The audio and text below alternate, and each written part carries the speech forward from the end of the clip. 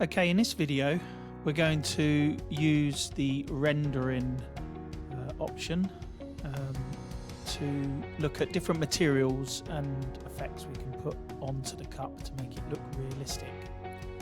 So at this point you can come across to applications, which is in the top menu on the right. Applications, we're going to click on that and we're going to go into the Render Studio. When you go into the Render Studio, it will automatically put you into real-time rendering and it'll put a scene in place. Now what I'm going to do for the purpose of the video is I'm going to turn off real-time rendering until we need it, and I'm going to talk you through setting your scene. So we're going to choose a scene from the default settings here. All of the scenes have a background in them of some sort, and you can edit that at this point here with Edit Scene. I would recommend that you experiment with these and try out different ones, but for this video I'm just going to use the Creo default scene, okay, which is the one with the greyish background, white base. I'm going to double click that, and I'm going to edit that scene, and I'm going to come across and choose background, and I'm going to turn off the background and just choose colour, and that will put a white background in. If I turn on real time now, that will apply that to my scene.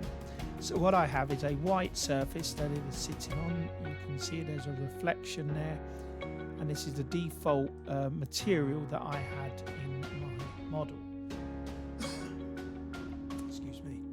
So I'm now going to go to the appearances. Appearances are the materials, and here you have a number of default materials that you can choose from.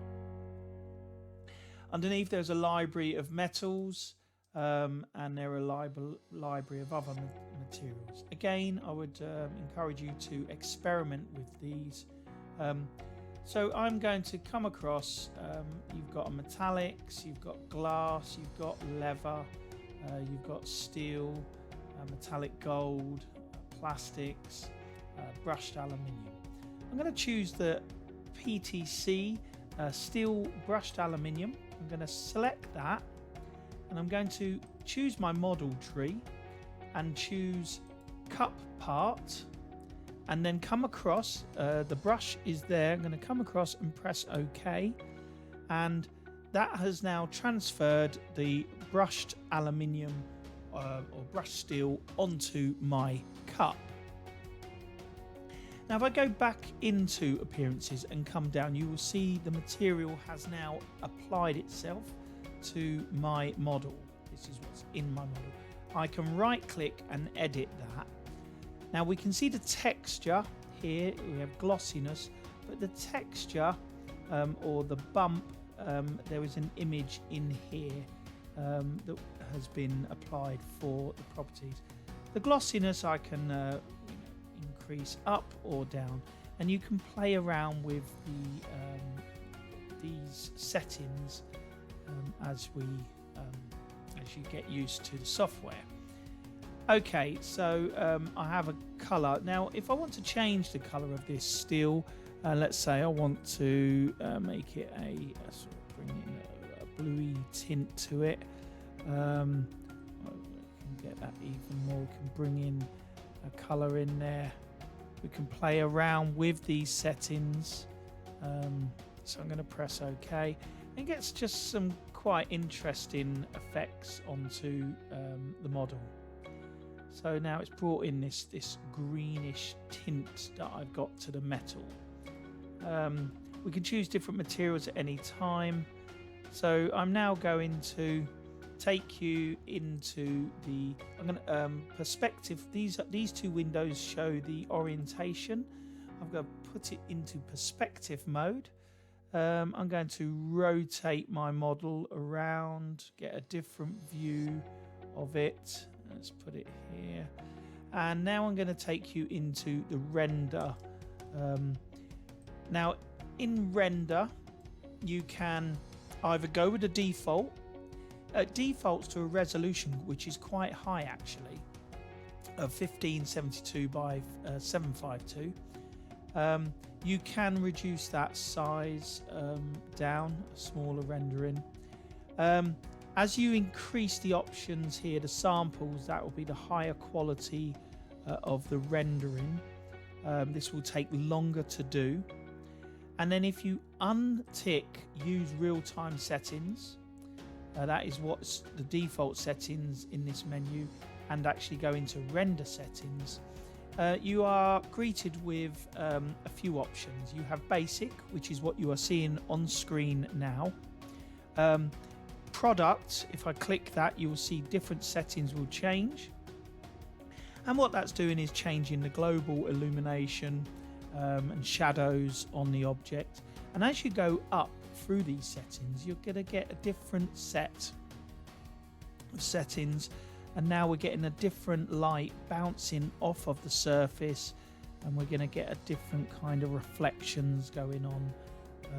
And then you can go right up to full simulation, or you can go into custom, and custom will be where you can set your own parameters in each one.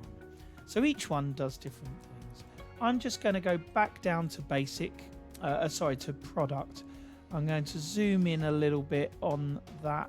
So I'm going to close that window. I'm going to zoom in, on that model a little bit. Okay, so now you can see it's taking my computer a few seconds to reset that, and it's still calculating. If I go to render, like I said, I know that I'm now set on. I'm going to change that to product, and I'm going to set that at 1024 by 489.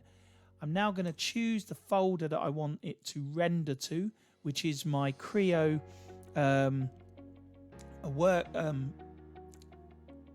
select my where I selected my working directory, and I'm going to call this Creo 4, and then I'm going to save that, and then I'm going to click render.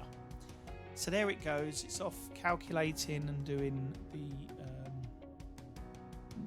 maths and the physics to the rendering. Okay, so that's now complete. I can go to that folder. So I'm going to come to my Creo 8 folder. I'm going to go to my cup, and I'm looking for Creo Cup 4, which is the green one, which you can see here. Has some other models that we can see, and there is my my rendering that I just took just a few seconds ago. Okay, now you can obviously set these to much higher resolution, and you will get a different type of finish. But actually the lower resolution is really quite good for this software. Have some fun, play around with those. They'll save as JPEGs, and you can insert them into your portfolios. Okay, that's me finished for this one.